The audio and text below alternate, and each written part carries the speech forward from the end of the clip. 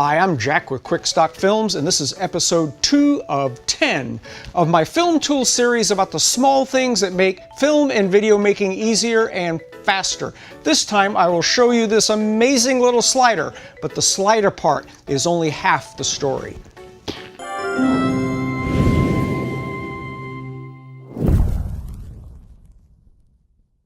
All right, so you're saying, I've got a slider, who cares?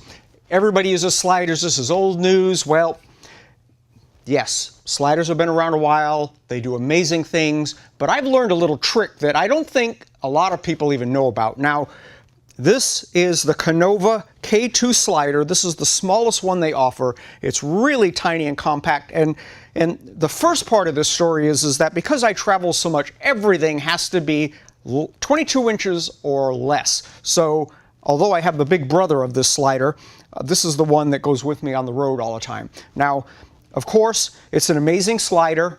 I'm not going to go into the details. You can go online and check out the K2 slider. There's been a lot of people that have done the review and all that kind of stuff on this. But what I want to talk to you today about is a little trick I learned to turn this slider into a jib. And if you watch the earlier episode where we talked about these, the Manfrotto camera plates, this has a whole lot to do with that. So if you haven't seen that episode, go back and watch that one first, and then come back and watch this one. All right, the cool thing about these Manfrotto plates is you can put them on things which allow you to do some really weird stuff. So if you notice, on the end, I've got another Manfrotto plate. I've got one on the bottom that actually, hold on, I'll show you. All right, got my trusty tripod here. Now, normally, you would click the slider on here, and of course, then just go to work doing your slide thing. But my problem was, I was trying to travel with the jib and all kinds of other things, and trying to do manual things, and even using like my Osmo or something. It's just not quite like having a jib. So I figured out that, well, what if I mounted one of these plates on the end? There's actually quarter 20 and 5/16 holes on the end of this K2 slider, which made this easy. So I mounted a plate on the end.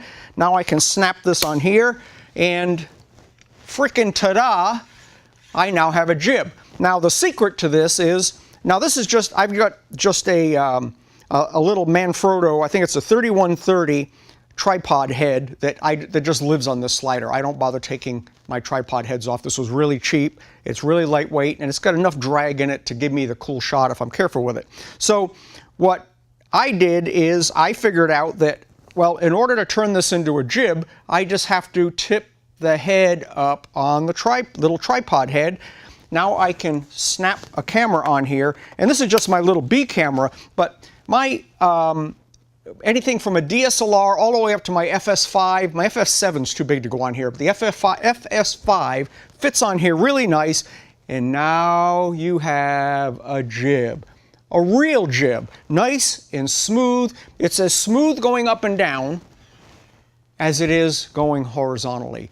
This is really cool. So if you have a slider that has the bolt holes in the end of it, the quarter 20 or the 3/8 bolt holes in the top, you can put a tripod plate on here, one of these little Manfrotto quick click plates, and then you flip your tripod head up at a horizontal plane, and now you've got an amazing slider. No, it doesn't go 14 feet in the air, but most of my jib shots are, well, here, let me just show you. They're small.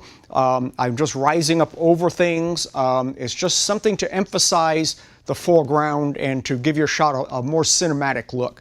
This is a really, really cool trick. I haven't seen anyone online showing this type of method to make a jib. I've seen other guys mount them on the tripod and then tip the tripod head up on end and move it. But this gives you the full length. This is a 24-inch slider. This gives me a full 24-inch slide on my slider. Okay, so this works really good if you're going to mount it on a tripod, and then you get the tripod to the height you want to get your little jib shot. But what if you need to get like really, really low to the ground? I mean like right on the ground. Well, that's where my board comes in. On that previous episode where I talked about these little Manfrotto plates, I alluded to this board.